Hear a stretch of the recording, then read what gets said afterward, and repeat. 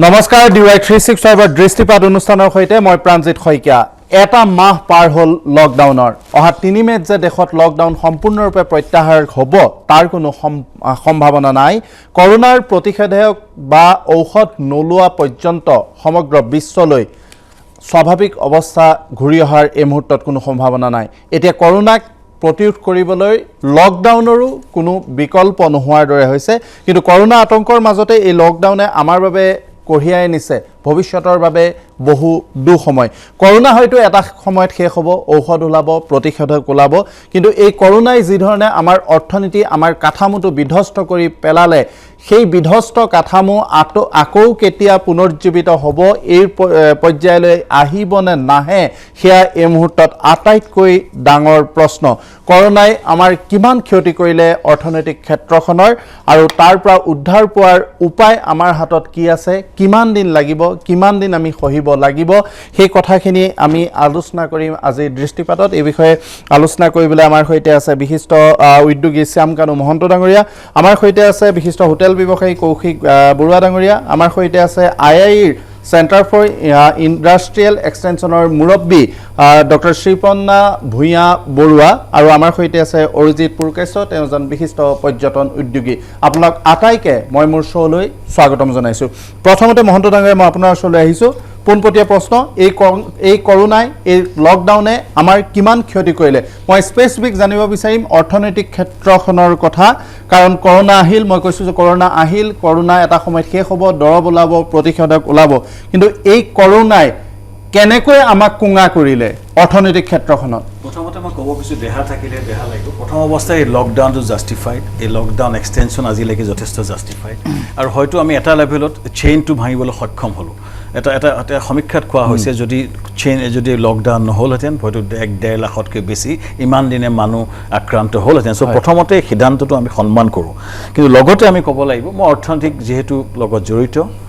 নিজৰ মোৰ অনুষ্ঠান আছে বা আমি কাম কৰি আছোঁ অসমৰ উদ্যোগীৰ লগত বা অসমৰ ইণ্ডাষ্ট্ৰীৰ লগত বা উত্তৰ পূবৰ মোৰ যিটো প্ৰথম কথা ৰাইজক ক'ব বিচাৰিছোঁ আজি এটা ষ্টাডি মতে 15 কোটি মানুহৰ ভাৰতত চাকৰি যাব এই লকডাউনৰ পাছত 15 crores আৰু এইটো আজি যিটো কৌশিকে কৈছিলে আমাৰ যে এইটো ডাইৰেক্ট এমপ্লয়মেণ্ট ইনডাইৰেক্ট কিমান হ'ব এইটো মানে ভাবিব নোৱাৰা কথা চ' প্ৰথম কথা 70 কোটি মানুহ অলৰেডি হয়তো চাকৰিবিহীন এটা জীৱন আজিৰ দিনত যিটো প্ৰথম সেইটো আছে প্ৰথমটো ইম্পেক্ট অসমৰ ক্ষেত্ৰত যদি চোৱা যায় অসমৰ কৃষকৰ কথা আমি সকলোৱে দেখিছোঁ DY পৰ্দাত আপোনালোকে দেখিছে অসমৰ কৃষকৰ এটা বিধ্বস্ত কিশু পশুপালন সেইবিলাক মই আহি আছোঁ মানে মই দ্বিতীয়তে চাহ খেতিৰ যিটো অৱস্থা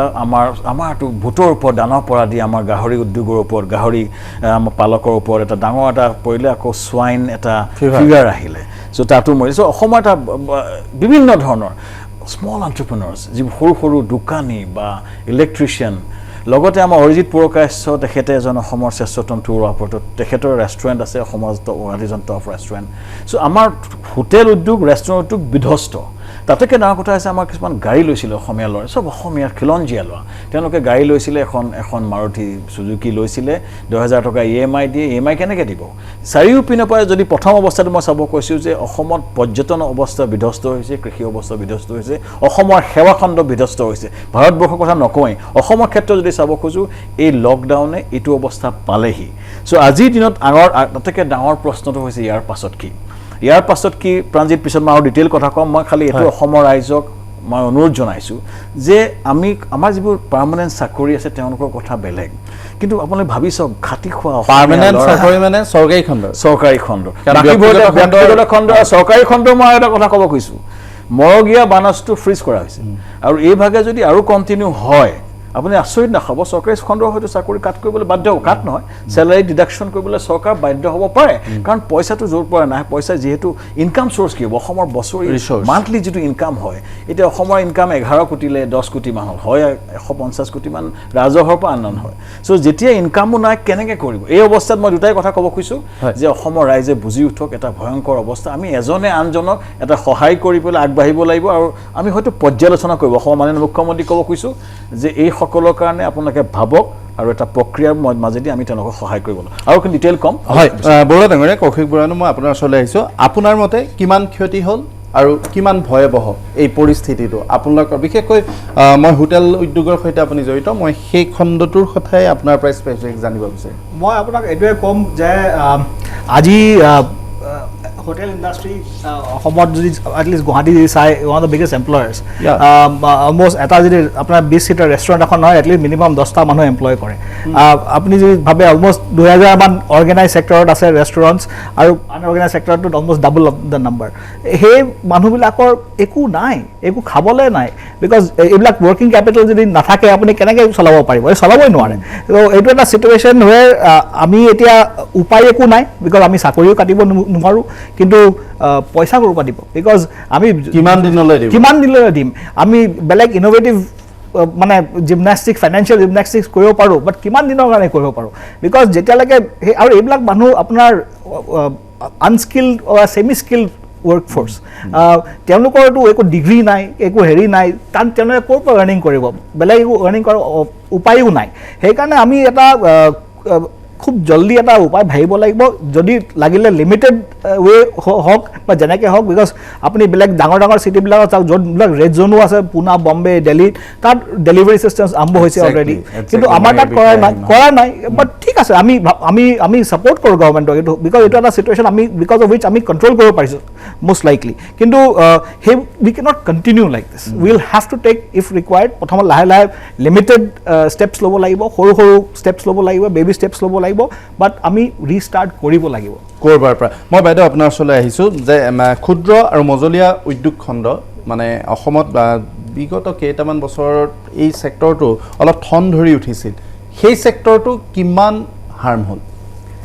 ক্ষুদ্ৰ আৰু লঘু উদ্যোগ এইখিনি এটাইতকৈ বেছি হাৰ্ম হৈছে এতিয়া কাৰণ আমি যদি চাই যাওঁ আমাৰ আনএমপ্লয়মেণ্ট কিমান আমি সকলোৱে জানো আৰু এতিয়া আমাৰ এই আনএমপ্লয়মেণ্টত এই গোটেই এমপ্লয়মেণ্ট জেনেৰেশ্যনটো কাৰ দ্বাৰা হৈছিলে আমাৰ এমপ্লয়মেণ্ট জেনেৰেশ্যনটো ক্ষুদ্ৰ লঘু উদ্যোগৰ দ্বাৰাই হৈছিলে যেনেকৈ এইমাত্ৰ তেখেতে ক'লে বা শ্যাম কানুৱে ক'লে গোটেই ক্ষুদ্ৰ লঘু উদ্যোগে প্ৰায় 40% এমপ্লয়মেণ্ট জেনেৰেশ্যন ক্ষুদ্ৰ লঘু উদ্যোগৰ পৰা হৈছে আৰু এতিয়া কি হৈছে যে আমি সদায় আমি তেওঁলোকক প্ৰমোট কৰি আছোঁ আমি যদি চাওঁ যে ৱৰ্কিং পপুলেশ্যন কিমান আছে আমাৰ এভৰি ইয়াৰ প্ৰত্যেক বছৰত আমাৰ প্ৰায় 13.5 মিলিয়ন এডুকেটেড মানে এমপ্লয়মেণ্টত বিচাৰি আহে কিন্তু আমাৰ চাকৰি কিমান জেনেৰেট হয় প্ৰায় 3.5 মিলিয়ন চাকৰি জেনেৰেট হয় বাকীখিনি কেনেকৈ হয় বাকীখিনিতো নিজে ছেল্ফ এমপ্লয়ড হয় বা তেওঁলোকে ক'ৰবাত চাকৰি পায় আৰু সেই চাকৰিবোৰ কোনে কৰি আছে চাকৰিবোৰ জেনেৰেট কৰিছে আমাৰ ক্ষুদ্ৰ আৰু লঘু উদ্যোগ সেইকাৰণে এতিয়া যিটো বৰ্তমান অৱস্থা হৈছে এই যে বন্ধ হৈ গৈছে আমি তাক ডেফিনেটলি তাক আমি বন্ধ হোৱাটো আমাৰ দৰকাৰ হৈছে কিন্তু আৰু যদি বহুত দিন বন্ধ হৈ থাকে তেতিয়া আমাৰ ক্ষুদ্ৰ আৰু লঘু উদ্যোগখিনিয়ে মানুহখিনিক কেনেকৈ এতিয়া তেওঁলোকৰ আটাইতকৈ সমস্যা হৈছে যে তেওঁলোকৰ কেছ নাই তেওঁলোকৰ লিকুইডিটি প্ৰব্লেম হৈছে আৰু যদিও চৰকাৰে কৈ আছে যে দৰমহা দিব লাগে ক'ৰ পৰা দিব ৱৰ্কিং কেপিটেল ক'ৰ পৰা আহিব চ' এই কথাখিনি খুব গুৰুত্বপূৰ্ণ কথা আৰু সেইখিনি কথাত আমি এতিয়া চিন্তা কৰি চাব লাগিব কাৰণ অসমত আমি যদি চাই যাওঁ যে আমি হয় টিৰ কথা কৈছোঁ এগ্ৰিকালচাৰৰ কথা কৈছোঁ হেণ্ডলুম এটা ডাঙৰ কথা হেণ্ডলুম এটা ডাঙৰ ইণ্ডাষ্ট্ৰী তো হেণ্ডলুম ছেক্টৰত কি হ'ব মানুহখিনি কি কৰিব তেওঁলোকে কাৰ কাৰণে প্ৰডিউচ কৰিব আৰু ঠাই বিশেষে আমাৰ নিৰ্দিষ্ট কিছুমান উদ্যোগ আছে ঠাই বিশেষে আৰু এতিয়া আমি যদি চাওঁ ক্ষুদ্ৰ লঘু উদ্যোগ গোটেই পৃথিৱীতে যদি চাওঁ আমি সদায় ক্লাষ্টাৰ মডতে তেওঁলোকে আগবাঢ়ি আহিছে তো অসমতো তেনেকৈ ক্লাষ্টাৰত কামখিনি আগবাঢ়ি আহিছে বহুতখিনি সেই ক্লাষ্টাৰখিনিক যদি এতিয়াই আমি কিবা এটা কৰিবলৈ যত্ন নকৰোঁ তেতিয়াহ'লে আমাৰ মানুহখিনি একেবাৰে অৱস্থা নাইকিয়া হ'ব তাৰ উপৰি যদি আমি চাওঁ যে মানুহ এতিয়া জব কাট বহুত হ'ব বহুত মানুহ ফিৰি আহিছে এতিয়া বাহিৰৰ পৰা এই যিখিনি মানুহ ফিৰি আহিছে তেওঁলোকৰ মই ভাবোঁ যে অন্ততঃ 60% মানুহ ফিৰি নাযাব আকৌ প্ৰায় 4 লাখ মানুহ প্ৰাঞ্জিত উভতি আহিছে তেওঁলোকে ফিৰি নাযাব বৰ্তমান 30% আনএমপ্লয়মেণ্ট ৰেট বুলি কোৱা হয় তাৰ লগত যদি আপুনি 4 লাখ মানুহ এড কৰে অসমৰ বৰ্তমান এই অগ্নিকুণ্ডৰ মাজত অসমে বসবাস কৰিছে এই কথাখিনি পিছত আমি কথা পাতিম হয় মই পুৰগেশ্বৰ ডাঙৰীয়া আপোনাৰ ওচৰলৈ আহিছোঁ কৰোনাৰ ফলত সম্ভৱতঃ আটাইতকৈ বেছি যিটো উদ্যোগ ক্ষতিগ্ৰস্ত হৈছে এইটো পৰ্যটন উদ্যোগ আৰু প্ৰথমতে কা আন্দোলন আহিল যেতিয়া টুৰিজিম ছিজনটো আৰম্ভ হৈছে তাৰপিছত কৰোনা গোটেই ছিজনটোত এবাৰ এটাও ভাল দিন পৰ্যটনৰ বাবে স্বাভাৱিক মানে যিটো দিন বুলি কয় সেই ধৰণৰ এটা দিন নাথাকিল আৰু আপোনালোকৰ ছেক্টৰটোত আটাইতকৈ ডাঙৰ কথাটো হ'ল যে ইয়াত পাৰচেপশ্যনৰ ওপৰত নিৰ্ভৰ কৰে আজি সমস্যাটো শেষ হৈ যোৱাৰ লগে লগে বহুত দিনলৈ হয়তো পৰ্যটন ক্ষেত্ৰত ঠন ধৰি নুঠিব কিমান বিধ্বস্ত হ'ল এই ক্ষেত্ৰখন চাব আজিৰ দিনত আমি যদি চাওঁ অসমত যদি কওঁ approve tour operator government of আছামৰ 100-115 এনেকুৱা আছে প্ৰত্যেক অফিচৰে 6জনকে মানুহ মিনিমাম এভাৰেজ ধৰি ল'ম কাৰোবাৰ 20জন আছে কাৰোবাৰ 15জন আছে 6জন আছে আৰু সবৰে লোন লোৱা আছে গাড়ীৰ এগেইনষ্টত ঠিক আছে অকল কা আৰু কৰোনাও নহয় মাজতে আৰু এটা চি আছিল চেৰাপুঞ্জীত যোনটো গণ্ডগোল হৈছিলে তো আমাৰ ডিচেম্বৰৰ পৰা আমি উঠিবই নাপালোঁ আমাৰ অৱস্থাটো এনেকুৱা হৈ গ'ল যে আমি খালি কেনচেল আৰু ৰিফাণ্ড সেই কৰি আজিৰ দিনত আমাৰ এটা দৰমহা দিবলৈ পইচা নাই তো আমাৰ এই ল'ৰা ছোৱালী একদম পিক ছিজনত সেই দৰমহা দিব পৰা নাই ইমান দুখ লাগে এওঁলোকক আমি পঢ়াইছিলোঁ গাইডিং কৰাইছিলোঁ শিকাইছিলোঁ আজি ইহঁতৰ আমি কি প্ৰিচ কৰিছোঁ আমি নিজে ভাবিলে চকুৰ পানী ওলাই যায় যে মোৰ অফিচৰ ল'ৰা ছোৱালীক কি শিকাইছিলোঁ মই আৰু বা কাজিৰঙাৰ যিবোৰ গাইড আছে বা যিবোৰ জীপ অ'নাৰ আছে যাৰ পৰা ময়ো শিকিছোঁ তেওঁলোকৰ পৰা তেওঁলোকক আমি শিকাইছোঁ তেওঁলোকক আমি কি ৰাস্তা দেখুৱাম কি ক'ম সিহঁতে আমাৰ মুখৰ পিনে চাই আছে আজিৰ দিনত হোৱাট উই নিড এটা ভাল স্কিম লাগিব আমি চবে বহি মেলি এটা স্কিম এটা ভাল কৰিব লাগিব মিডিয়া সহায় কৰিব লাগিব টুৰ অপাৰেটৰ হোটেলিয়াৰ চাওক সিহঁতে ইলেক্ট্ৰিচিটি ক'ৰ পৰা দিব ৰেষ্টুৰেণ্ট ক'ৰ পৰা ইলেক্ট্ৰিচিটি দিব দিছ আৰ দ্য ফিক্স কষ্ট এইবোৰতো আমাৰ স্কিমত আনিব লাগিব নহ'লেতো আদাৰৱাইজ উই আৰ ফিনিছড মহোদয় মই আকৌ আপোনাৰ ওচৰলৈ আহিছোঁ আমি বাৰে ৰাজ্য চৰকাৰখনে বাৰে কৈছে যে অৰ্থনীতি ভাঙি পৰিছে আৰু আমি নিজ চকুৰে দেখিছোঁ কি পৰ্যায়ত এখন চৰকাৰৰ ক্ষতি হৈছে আন্তৰ্জাতিক বজাৰত পেট্ৰলৰ মূল্য শূন্যৰ তললৈ গৈছে আমাৰ অসমত কৰ বৃদ্ধি কৰিবলগীয়া হৈছে আন বিভিন্ন ক্ষেত্ৰত কৰ বৃদ্ধি কৰাৰ কথাটো কাইলৈ বিত্তমন্ত্ৰীয়ে ঘোষণা কৰাটো প্ৰায় নিশ্চিত হৈছে এই মুহূৰ্তত কি কঠিন সিদ্ধান্ত ৰাজ্য চৰকাৰে লোৱা উচিত বা ল'ব বুলি আপুনি ভাবে চাওক অসমত মই আটাইকে মোৰ যিটো অবজেকশ্যনটো অসমৰ গোটেই বাজেটটো হিতাধিকাৰী বাজেট আৰু খুব এটা ঢাকঢোল বজোৱা হয় যে এনেকুৱা এটা পাৰচেপশ্যন দিয়া হ'ল যে অসম ফাইনেন্সিয়েলি বৰ ষ্ট্ৰং কথাটো সঁচা নহয় কাৰণ গতিকে মই কথাটো হৈছে এতিয়া চাওক পষ্ট ক'ভিড ৱৰ্ল্ডত ক'ভিডৰ পাছত মানুহে প্ৰশ্ন সুধিব দেই এটকা আপোনাক প্ৰশ্ন দিব ক'ত খৰচ কৰিলে কাৰণ পইচাৰ ইমান নাটনি হ'ব ৰিচোৰ্চৰ ইমান ক্ৰাঞ্চ হ'ব মানুহে প্ৰশ্ন কৰিব আপুনি ক'ত কিমান খৰচ কৰিছে প্ৰথম কথা এতিয়া এই মুহূৰ্তত মোৰ মতে মুক্ত মনে আমি ক'ব লাগে যে আমাৰ একজেক্ট পজিশ্যনটো কি আমি অসমীয়া ৰাইজৰ বুজি পাওক আমি সৰুতে ভাবিছিলোঁ অসমত অইল আছে অসমত কোল আছে চাহ যেতিয়া কোল ফেক্টৰীত কোলৰ কাৰণে পাৱাৰ প্লেণ্ট বনাব গ'লোঁ মই গম পালোঁ অসমত কোল নাই অসমৰ অইল এতিয়া নাই এতিয়া অসমৰ নতুন যিটো 9 মিলিয়ন টনৰ যিটো নুমলীগড় ফেক্টৰী বনাব লৈছে তাৰ কাৰণে বাৰাৱনীৰ পৰা তেল আনিব গৈছে অসমৰ ৰাইজে প্ৰথম বুজি পাওক অসমৰ অৱস্থা ভাল নহয় গতিকে অসমৰ নিজৰ ৰাজহ আৰ্জন কৰা কিছুমান প্ৰক্ৰিয়া আমি ল'ব লাগিব আৰু বেনিফিচিয়াৰী ইকনমিটো চলি থাকিব কিন্তু বেনিফিচিয়াৰী যদি অকণমান কম কৰি আমাৰ নিজৰ যদি উদ্যোগবোৰক আমাৰ ষ্ট্ৰেংথটো কি আমাৰ মোৰ মতে আটাইতকৈ ডাঙৰ ইনভেষ্টমেণ্ট কৰিবলৈ খেতিত ইনভেষ্টমেণ্ট এইকাৰণে কৰিব লাগে মোৰ যিটো প্ৰথম ছাজেশ্যন মাননীয় বিত্তমন্ত্ৰী আৰু মুখ্যমন্ত্ৰী যে অসমে প্ৰথমতে ডিক্লেয়াৰ কৰিব লাগে যিখিনি আমাৰ যিবোৰ আছিলে কিনি ল'ব লাগে অসম চৰকাৰে আছাম এগ্ৰিকালচাৰ মাৰ্কেটিং কৰ্পৰেশ্যনে আমাৰ যিমানখিনি উৎপাদিত শস্য কিনি ল'ব লাগে কিনি পেলাই চেষ্টা কৰক এতিয়া বজাৰ আটাইতকৈ ডাঙৰ কথাটো আপুনি কৈছে এই যিটো এগ্ৰিকালচাৰ মাৰ্কেটিং বোৰ্ড হয় এই মুহূৰ্তত আটাইতকৈ বেছি তেওঁলোক এক্টিভ হ'ব লাগিছিল কিন্তু সেই যিটো বোৰ্ড তাৰ কোনো আমি এক্টিভিটি দেখা নাই হয় আমি স্বীকাৰ কৰিব লাগিব যে যোৱা কেইদিনত কৃষিমন্ত্ৰীজন ৰাজ্যৰ বিভিন্ন প্ৰান্তলৈ গৈছে আৰু তেওঁ যথেষ্ট কষ্ট কৰিছে কিন্তু আসাম মাৰ্কেটিং বোৰ্ডে তেওঁক যি ধৰণে ছাপোৰ্ট দিব লাগিছিল সেই ছাপোৰ্টটো নাই অসমৰ অৰ্থনীতিত এটা ডাঙৰ পুষ্ট লাগিব এই পুষ্টখিনি কথা বাৰু যদি আপুনি সময় দিয়ে মই ক'ব বিচাৰিছোঁ কাৰণ ডিৱাইক মই ধন্যবাদ জনাইছোঁ এইটো আটাইতকৈ দৰকাৰী ইছ্যু মানুহে কোৱা নাই কোৱাৰ সময় আহিছে আৰু মই আজি এইকাৰণে ক'বলৈ আহিছোঁ আৰু প্ৰথম কথাটো মই ক'ব খুজিছোঁ যে প্ৰথমতে আমাৰ বজাৰখিনি আমি নিজে সৃষ্টি কৰিব লাগিব আমাৰ কৃষকৰ 70% অসমীয়া ৰাইজ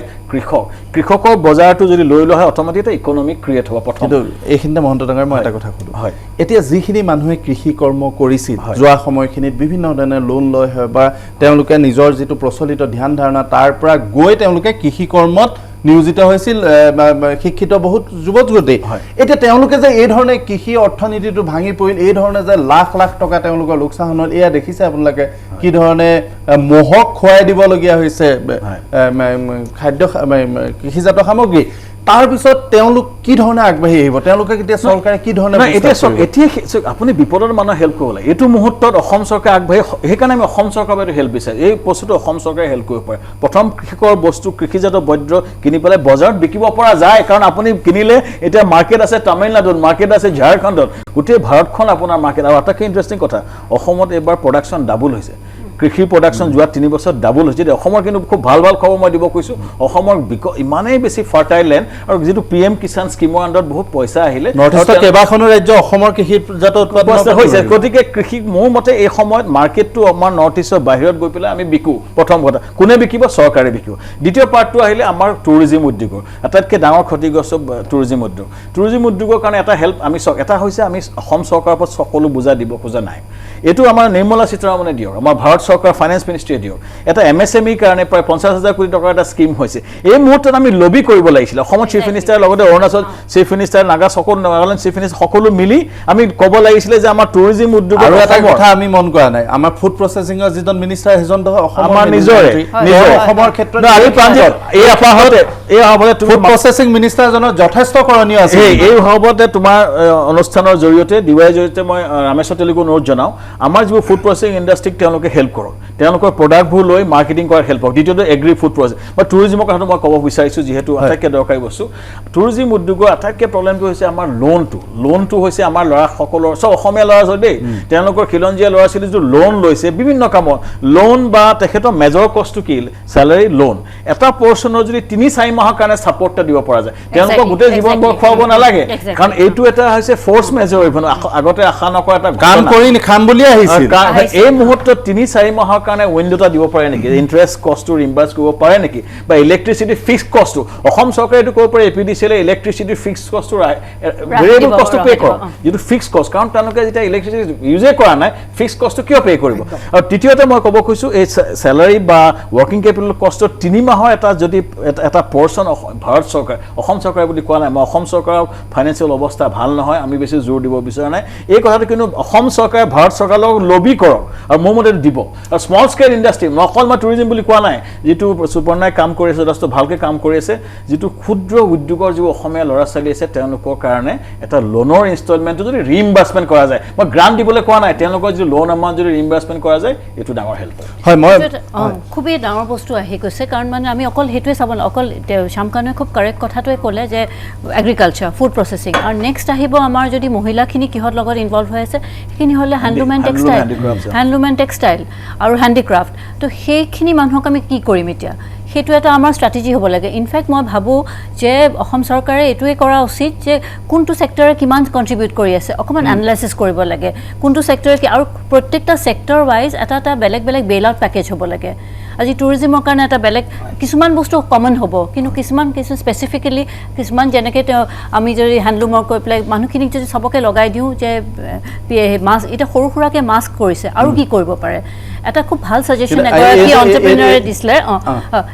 দিছিলে যে আমি হেণ্ডলুম আমাৰ তাত ইমান সূতা পৰি আছে সেই সূতাখিনি লৈ পেলাই আমি PPE ছেটৰ তলত পিন্ধা বস্তুবোৰ কৰিব পাৰোঁ নেকি শ্বাৰ্ট পেণ্ট নালাগে হেণ্ডলুমৰ ৱেষ্ট সেইখিনি কৰিব পাৰোঁ নেকি তেতিয়াহ'লে এটলিষ্ট মানুহখিনি এংগেজ যিটো কাম চাইনাই কৰিছে চাইনাই এতিয়া সমগ্ৰ বিশ্বলৈ তেওঁলোকৰ বস্তু যোৱাটো বন্ধ হৈ গৈছে সেইকাৰণে তেওঁলোকে সেই কৰোণা কেন্দ্ৰিক সকলো ইণ্ডাষ্ট্ৰী মাস্ক বনাইছে তেওঁলোকে PPE কিট বনাইছে কোৱালিটি বাদ দিয়ক ৰেপিড টেষ্ট কিট বনাইছে সেই ধৰণে তেওঁলোকে আগ্ৰাসনটো আৰম্ভ কৰিছে মই বৰুৱাটেঙে আপোনাৰ ওচৰলৈ আহিছোঁ এই যে এমাহতকৈও অধিক সময় আচলতে এমাহ লকডাউন কিন্তু তাৰ আগতে টুৰিজিম ছিজনটো নাই পোৱা আপোনালোকে এই যে আপোনালোকৰ বন্ধ হৈ থাকিল গোটেই ইণ্ডাষ্ট্ৰীটো ধৰি লওক কাইলৈ স্বাভাৱিক অৱস্থাটো ঘূৰি আহিল তাৰ পিছতো আপোনালোকৰ খণ্ডটোত স্বাভাৱিক অৱস্থা ঘূৰি আহিবলৈ কিমান দিন লাগিব আমাৰ এষ্টিমেটৰ মতে 6 মাহ to এবছৰ লাগিবই এইটো ইণ্ডাষ্ট্ৰী ছাৰ্ভিচ ইণ্ডাষ্ট্ৰী যোনবিলাক ছাৰ্ভিচ প্ৰভাইডাৰ আছে এটলিষ্ট এবছৰৰ কথা হয় আমাৰ এটাই এক্সপেক্টেশ্যন গভৰ্ণমেণ্টৰ আমি বুজোঁ যে শ্যামকানুৱে কোৱা মতে বেছি কৰিবলৈ উপায় নাই বিকজ পইচা হাতত ইমান নাই প্ৰবলি কিন্তু কিছুমান কাম কৰিব লাগিব এই নেক্সট 6 মাহ survival is the word survival of not because আমি যদি সার্ভাইভ নকৰো আমাৰ এমপ্লয়বিলাকে সাৰ্ভাইভ নকৰিব আমি সাৰ্ভাইভবিলাক সাপ্লাই নকৰিলে একো ডিমান্ড ক্ৰিয়েট নহ'ব উই হেভ টু লুক এট সাৰ্ভাইভেল আমি সাৰ্ভাইভেলৰ কথা ভাবিব লাগিব আৰু আমাৰ এই ব্যৱসায়ীৰ লগত আৰু উদ্যোগপতিৰ লগত এটা পাৰ্টনাৰশ্বিপ হিচাপে 6 মাহ বা এবছৰ কাম কৰিব লাগিব টু সি আছ থ্ৰু আৰু এটা কথা মই আপোনাৰ পৰা এইখিনিতে জানি ল'ব বিচাৰিছোঁ এই যে ইণ্ডাষ্ট্ৰীটো আপোনালোকৰ ইণ্ডাষ্ট্ৰীটোৰ প্ৰতি এটা বিশেষ দৃষ্টি দিয়াৰ প্ৰয়োজন আছিল নেকি লকডাউনৰ সময়তো কাৰণ আপুনি অলপ আগতে কৈছিল যে দিল্লী বা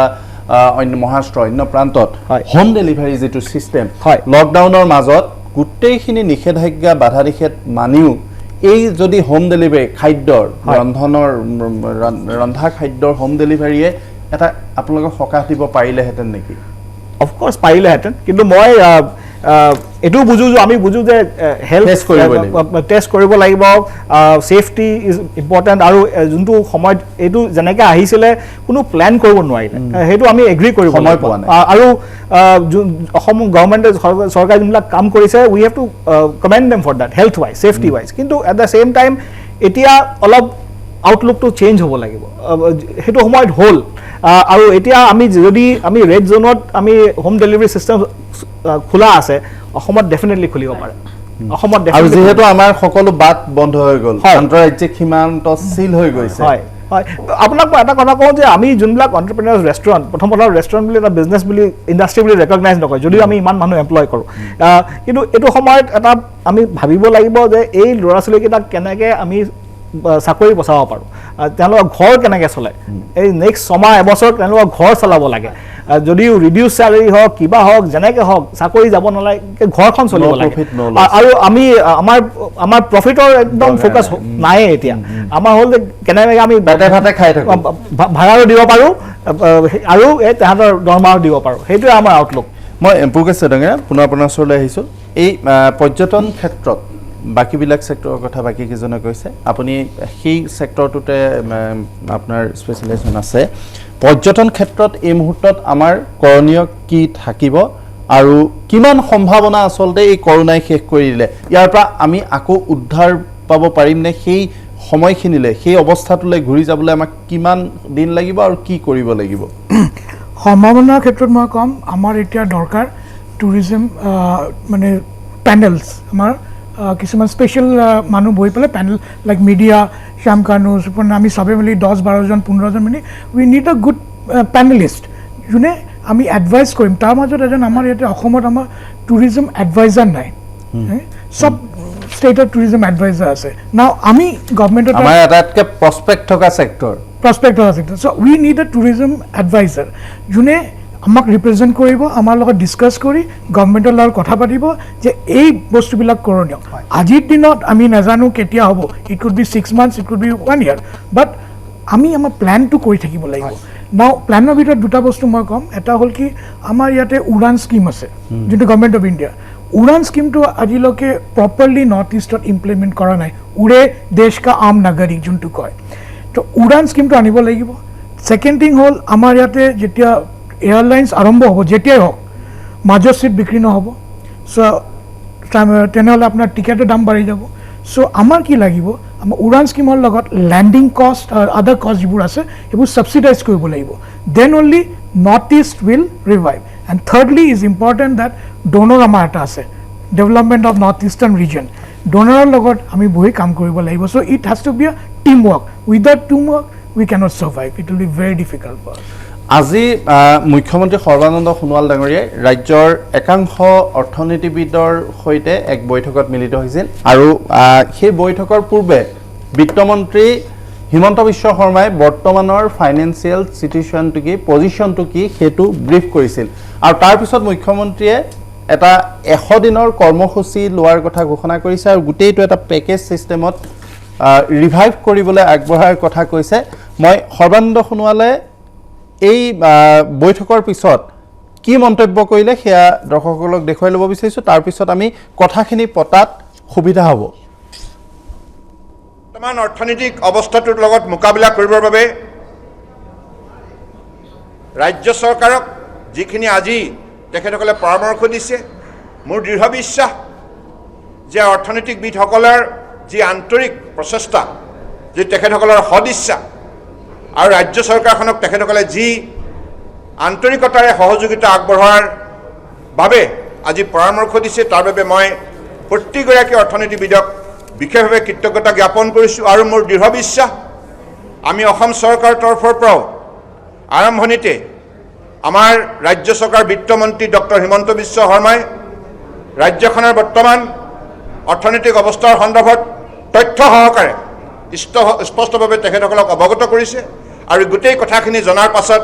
মাননীয় অৰ্থনীতিবিদসকলে আমাক বিভিন্ন ধৰণৰ গুৰুত্বপূৰ্ণ পৰামৰ্শ দিছে।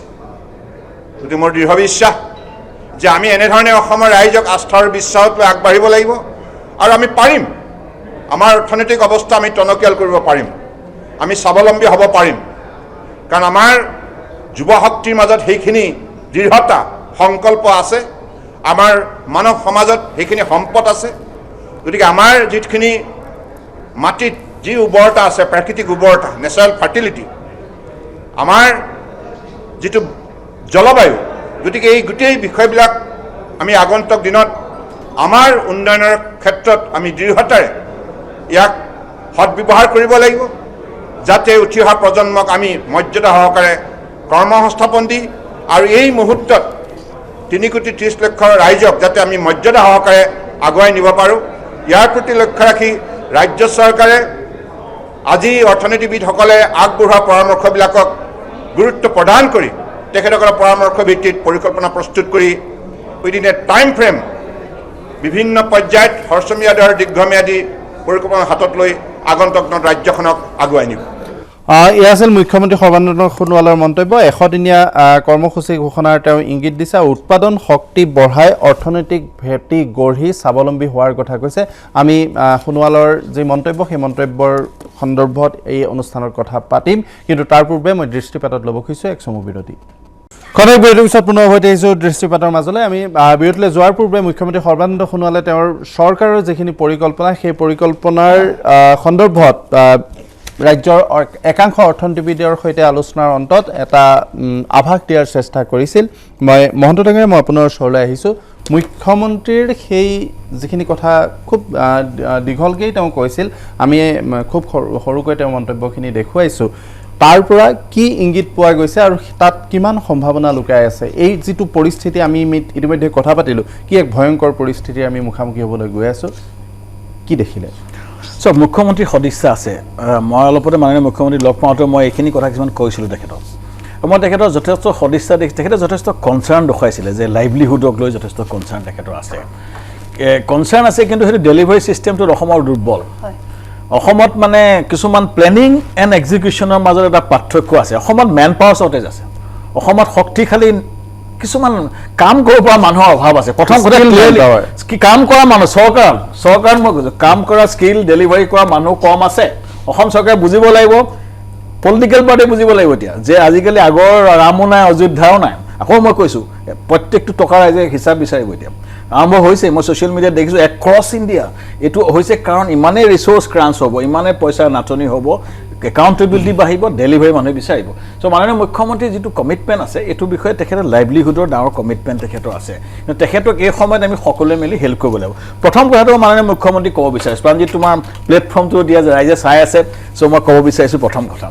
চীনত এতিয়া আমি যে ইণ্ডাষ্ট্ৰিয়েলাইজেশ্যন কথা কওঁ প্ৰথমতে অসমৰ ৰাইজে বুজিব লাগিব আমি এইবোৰ মুনাফা লোভী এই কথাবোৰ পাহৰি যাওক মুনাফা লোভী কৰ্পৰেট গোষ্ঠী এইবোৰ নাই এতিয়া অসমত উদ্যোগেই নাইকিয়া হ'ল অসমত ইণ্ডাষ্ট্ৰী নাইকিয়া হ'ল এই ধৰণৰ শব্দবোৰ পাহৰি যাওঁ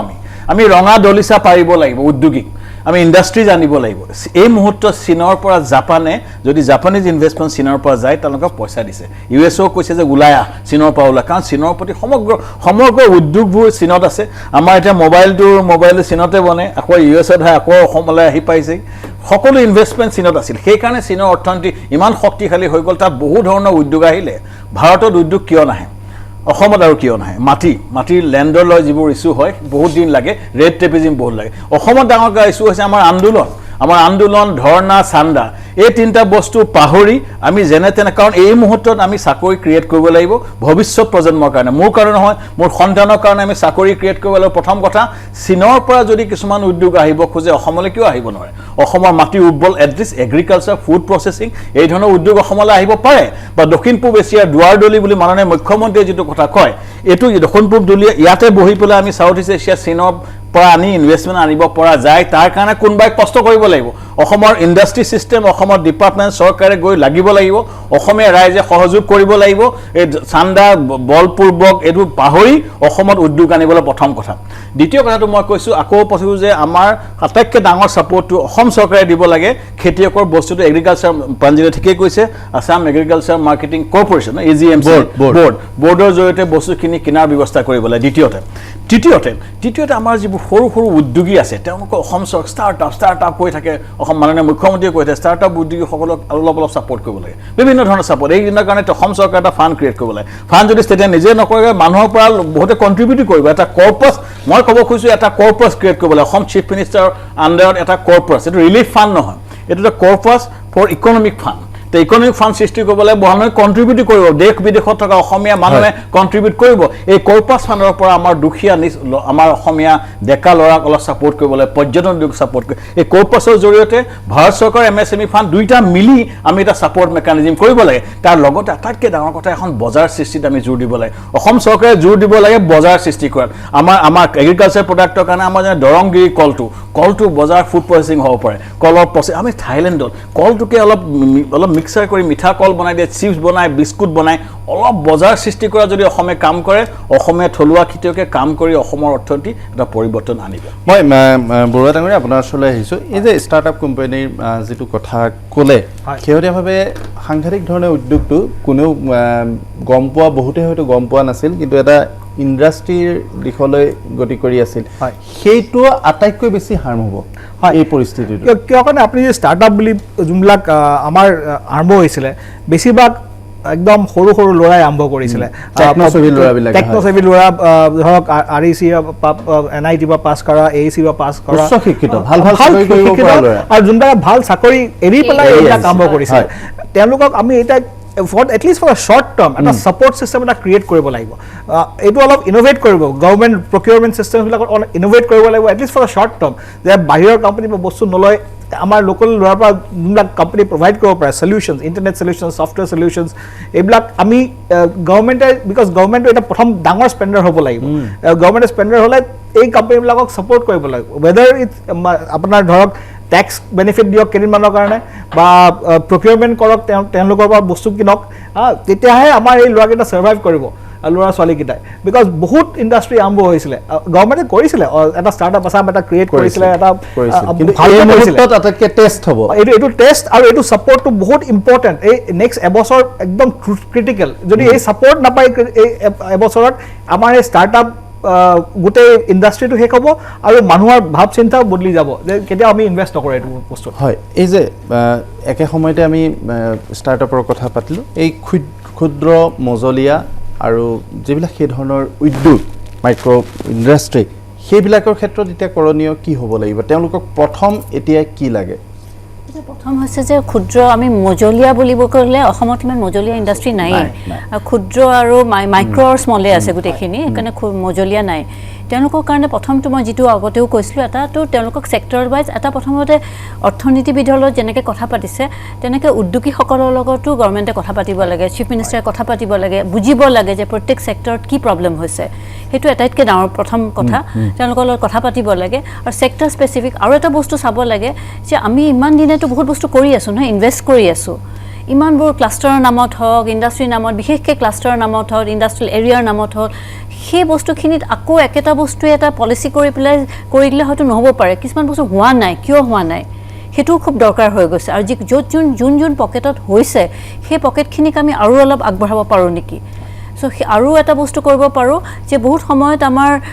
গ্ৰাছৰুট লেভেলত যিখিনি সময় হৈ থাকে যিখিনি যেনেকৈ মাননীয় মুখ্যমন্ত্ৰীয়ে ক'লে যে তেখেতৰ লাইভলিহুডৰ প্ৰতি যথেষ্ট এটা কিন্তু লাইভলিহুডটো চবৰ লগতে এটা চেনেল আছে ন কানেক্ট কৰিব লাগিব লাইভলিহুডক নেক্সট এণ্টাৰপ্ৰিনৰ লগত কানেক্ট কৰিব লাগিব আজি মই ইভেন হোটেলিয়াৰ এজনক যদি কওঁ তেখেতেতো এটা লাইভলিহুড পকেটত তেওঁৰ চ'ৰ্চ কৰিব পাৰে তেখেতে তাৰ লগত এজন ষ্টাৰ্টআপকো কানেক্ট কৰিব পাৰোঁ আমি কাৰণ ষ্টাৰ্টআপে টেকন'লজি আনিব পাৰে তাত চ' এই গোটেই ভেলু চেইনটো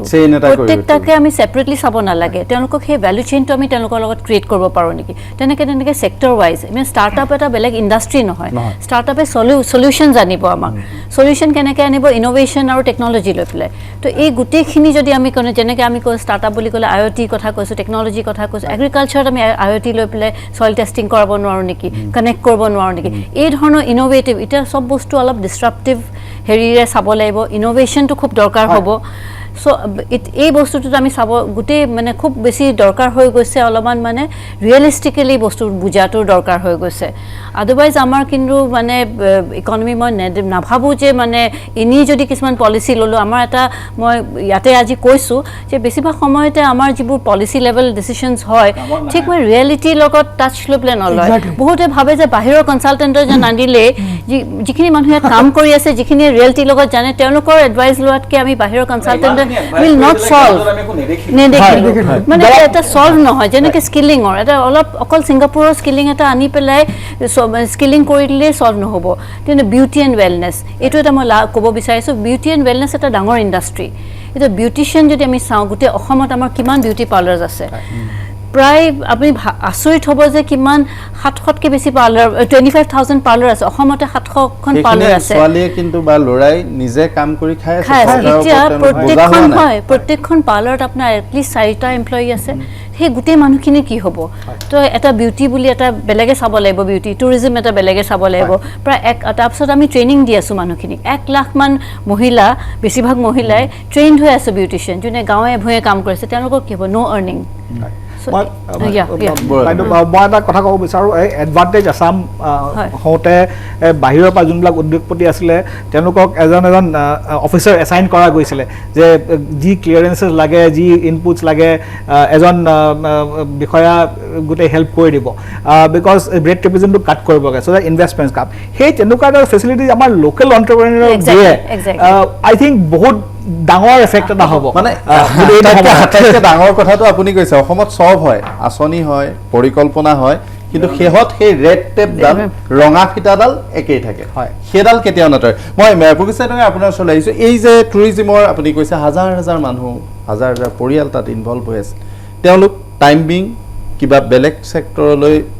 ছেভ কৰিব পাৰে নেকি বা তেওঁলোকে এতিয়া নিজৰ আৰ্নিংটো কি ধৰণে আনিব পাৰে কিবা পৰিকল্পনা আপোনালোকৰ হাতত আছে নেকি সেইটো খুব এটা ডিফিকাল্ট কুৱেশ্যন চাব আপুনি আমি যেতিয়া ৱেন বি মুভড এৱে মই ক'ব নালাগে but moved away from terrorism to tourism আমাৰ ইয়াতে যিমান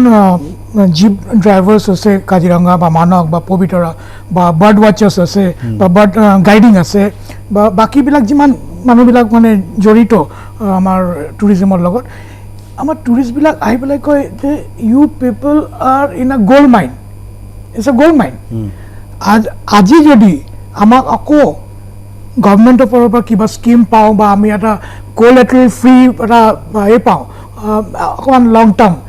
আমি এই গ'ল্ড মাইনটো আকৌ ঘূৰাই লৈ আনিম আমাৰ এই দৃঢ় বিশ্বাস আছে যে আমাৰ এই ল'ৰা ছোৱালী যিবোৰ ইমান ডেপথ নলেজ আছে সিহঁতৰ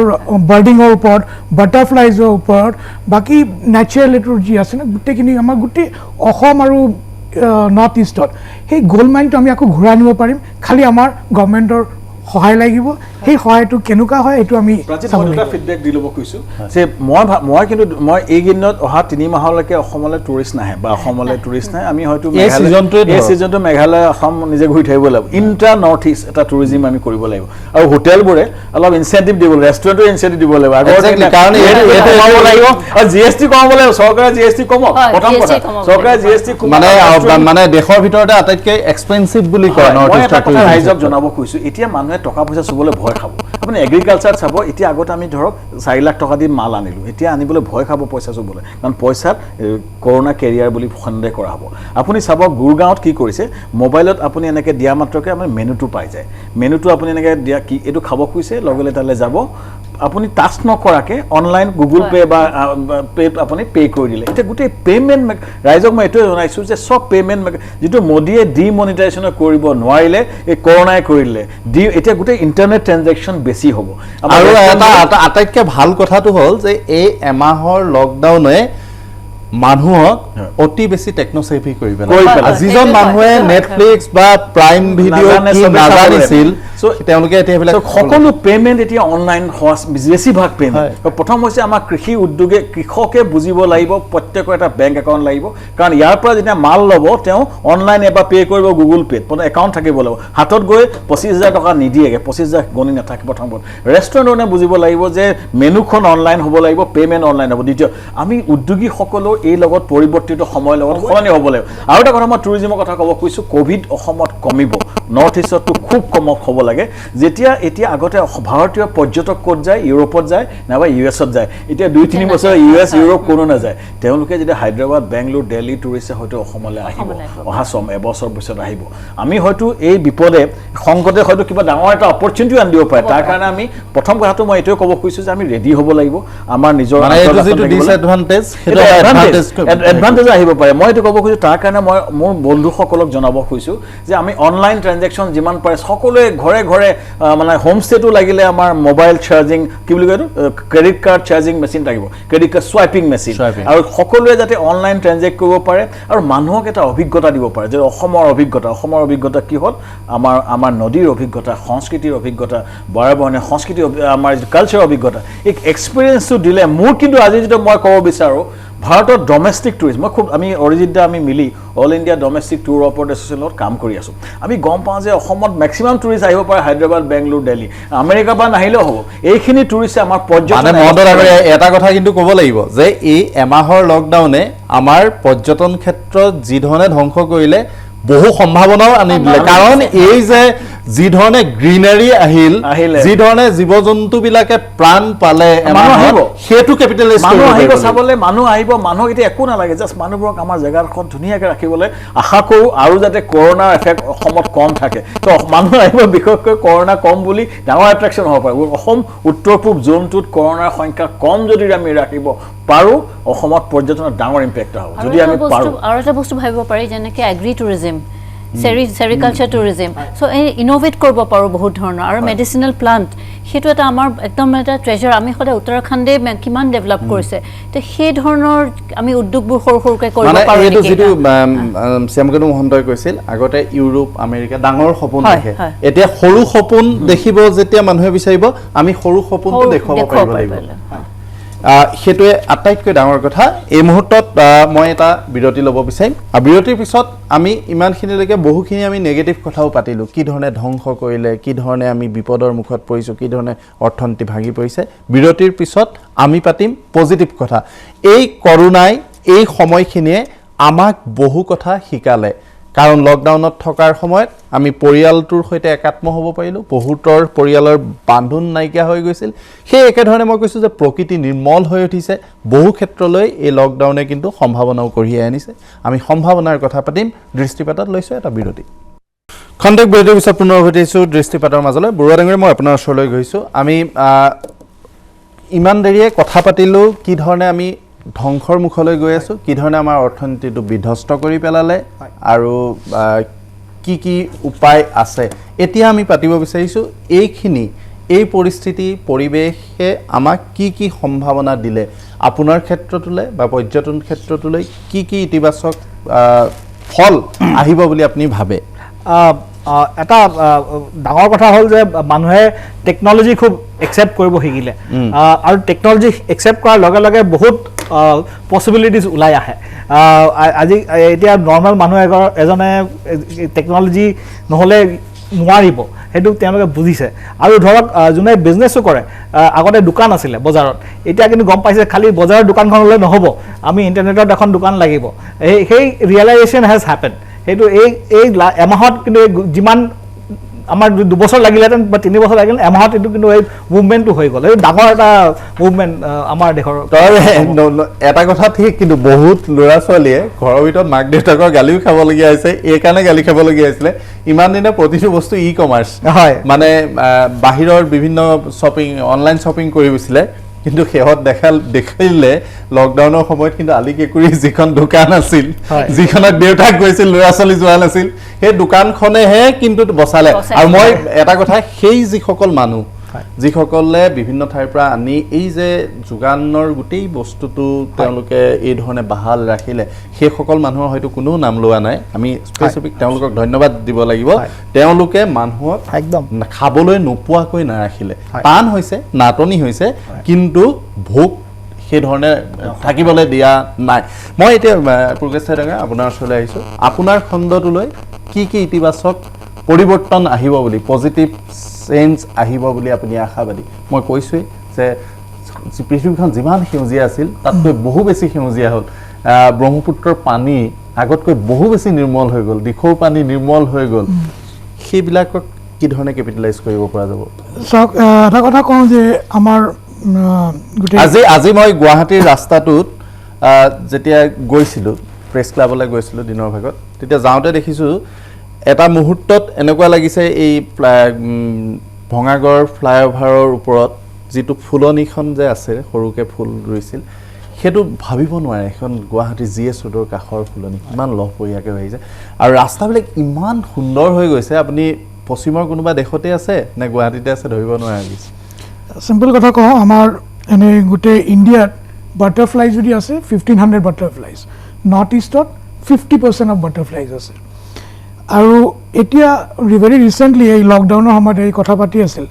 আমি সোনাপুৰ কলেজৰ লগত সিহঁতৰ ল'ৰা ছোৱালীক আমি থ্ৰু ৱেবিনাৰ মানে ক্লাছ লৈছিলোঁ সোনাপুৰ কলেজৰ লগত তো তেওঁলোকক আমি এটা কৈ দিছিলোঁ যে তোমালোক কি ধৰণৰ চৰাইৰ ফটো তুলিব পাৰা কি কৰিব পাৰা কাৰণ ঘৰতে লকডাউন কৰি আছে so' that is an encouragement very recently আজি 24 তাৰিখত আমাৰ government of India ministry of টুৰিজমে ৱেবিনাৰ আৰম্ভ কৰিছে দেখো আপোনাৰ দেশ ঠিক আছে তো তাতে আমি চবে বহি চ' আমাকো হেৰি কৰিছিল যে তোমালোকে নৰ্থ ইষ্টৰ কিবা কৰা চ' মই আৰু শ্ৰেয়া বুলি আছিল আমি নৰ্থ ইষ্ট আমি অসম আৰু মেঘালয় ৰৈছিলোঁ বাট ভিলেজেছ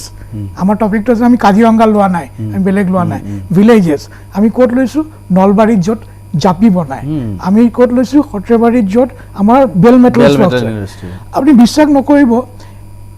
সেইবাৰ আমাক যোনটো ডেটাটো পঠিয়াইছে 3700 বিশ্বৰ মানুহ আমাৰ সেই প্ৰগ্ৰামটো চাইছে দে আৰ এৱেৰ অফ ইট আৰু ইমান ধন্যবাদ জনাইছে যে এনেকুৱা জেগা আছে দদৰাৰ কথা কৈছোঁ য'ত গ্ৰেটাৰ এডজুটেণ্ট ষ্টকৰ কথা আছে পূৰ্ণিমা দেৱী বৰ্মনৰ কথা কৈছোঁ তেওঁলোকে আচৰিত হৈছে যে আমাৰ অসমত এনেকুৱা আছে আমি মেঘালয়ৰ কথাও কৈছোঁ কিছুমান ইণ্টাৰেষ্টিং কথা চ'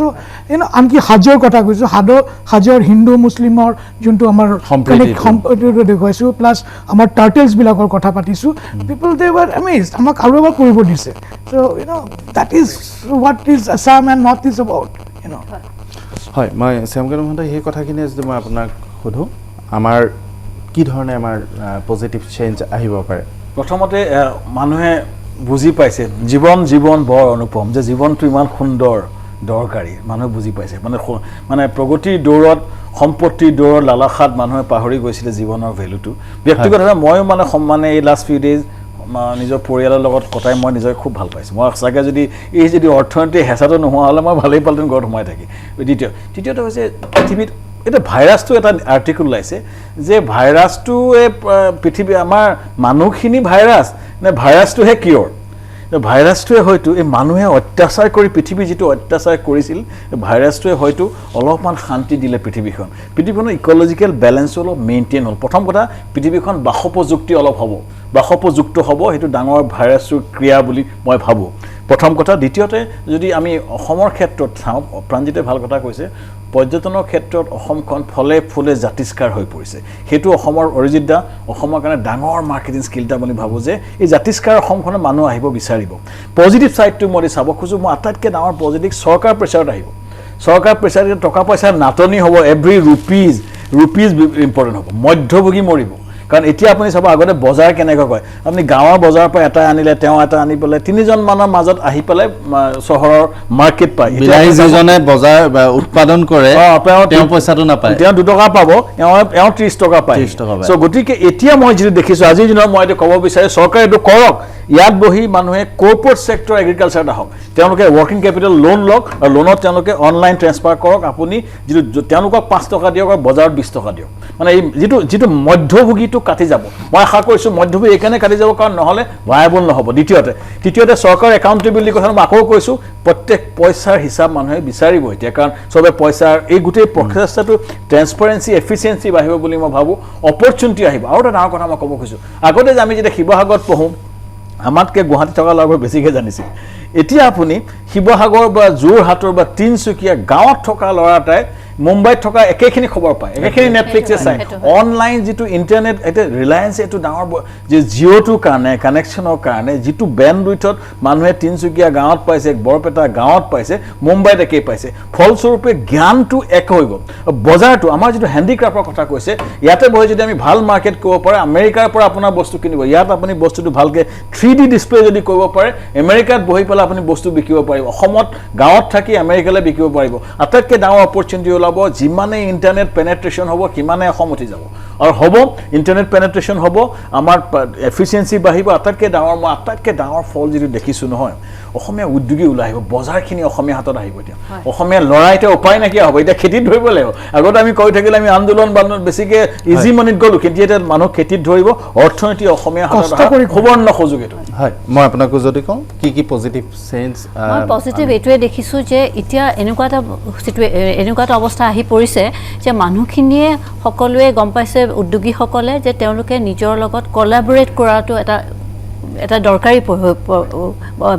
ব্যৱস্থা এটা হৈ গৈছে সকলোৱে কলাবৰেট কৰিব লাগিব যেনেকৈ আমি যদি চাওঁ যে যিখিনি ডাঙৰ মেট্ৰ' আছে বেংগলোৰ আছে তাত কি হৈছে যে আজি যদি মই যদি এটা ষ্টাৰ্টআপ হৈছোঁ মই চবৰ লগত কলাবৰেট কৰিছোঁ আজি যদি ব্ৰিক বাস্কেট আছে গ্ৰ'ফাৰ্ছ আছে তাৰ লগত ৰেপিড' আমাৰ আছে ৰেপিড'ই কলাবৰেট কৰিছে একেটা বস্তু আমাৰ ইয়াতো আছে লোড শ্বেয়াৰ বুলি এটা কোম্পানী আছে ষ্টাৰ্টআপ আছে তেওঁলোকে কি কৰে যে তেওঁলোকে লাষ্ট মাইল ডেলিভাৰীটো কৰে সেই লাষ্ট মাইল ডেলিভাৰী কৰোঁতে তেওঁলোকে কি কৰিছে এতিয়া আমাৰ যিখিনি অনলাইন আমি এপ বেছড আমি হেৰিবোৰ এগ্ৰিকালচাৰ বস্তুখিনি দিছোঁ তেওঁলোকে তাৰ লগত কলাবৰেট কৰিছে এতিয়া এটা বস্তু হৈছে এই যে আমি সদায় কৈ থকা এটা ইক'চিষ্টেম হ'ব লাগে ইক'চিষ্টেমটো বাধ্যত পৰি মানুহখিনিয়ে বাই ডিফল্ট হ'ব লাগে আৰু এটা হৈছে যে আমি কিছুমান ছেক্টৰত এতিয়া অপৰচুনিটিও আহিছে বহুত অপৰচুনিটি আছে সেই অপৰচুনিটিখিনিৰ কথা মানুহে আমি গ্ৰহণ কৰিব লাগিব আজি অৰ্থনীতিবিদসকলৰ সৈতে কথা পতাৰ অন্তত মুখ্যমন্ত্ৰী সৰ্বানন্দ সোণোৱালে এই পৰিস্থিতিটোৰ সন্দৰ্ভত এটা খুব ইতিবাচক মন্তব্য কৰিলে মই সেই মন্তব্যটো এবাৰ দেখুৱাব ল'ব বিচাৰিছোঁ তাৰপিছত মই চাম আপ কৰিম আপোনালোকে জানে যে আমাৰ ৰেড জোন অৰেঞ্জ জোন আৰু গ্ৰীণ জোন তিনিটা জোনত আজি অসমখন আছে গতিকে আমি গ্ৰীণ জোনৰ ক্ষেত্ৰত ৰাজ্য চৰকাৰৰ তৰফৰ পৰা ল'বলগীয়া সিদ্ধান্ত যোৱাকালি লৈছোঁ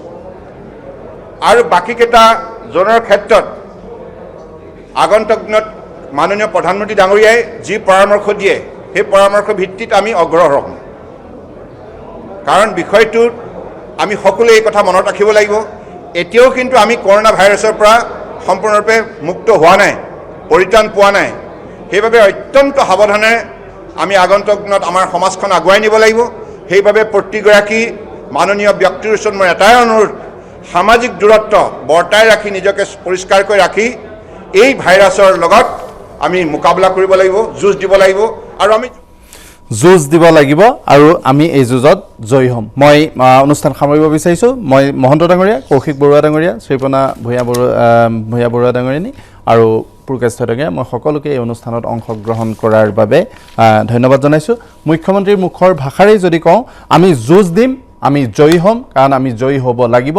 আমি অসমীয়া এটা যুঁজাৰু জাতি প্ৰতি বছৰেই অসমীয়া বছৰটো যেতিয়া আৰম্ভ হয় বৰদৈচিলা আহে আৰু বৰদৈচিলাই আমাৰ ৰাজহাড় ভাঙি থৈ যায় আমাৰ ঘৰ দুৱাৰ সকলো ধ্বংস কৰি থৈ যায় আৰু সেই বৰদৈচিলাই ধ্বংস কৰি যোৱা ঘৰ দুৱাৰ আমি গঢ়ি তুলোঁ সেই পৰিৱেশ আমি গঢ়ি তুলিব পৰা জাতি আমি সেই বৰদৈচিলাকো আমি শক্তি হিচাপে গণ্য কৰোঁ সেই অসমীয়াই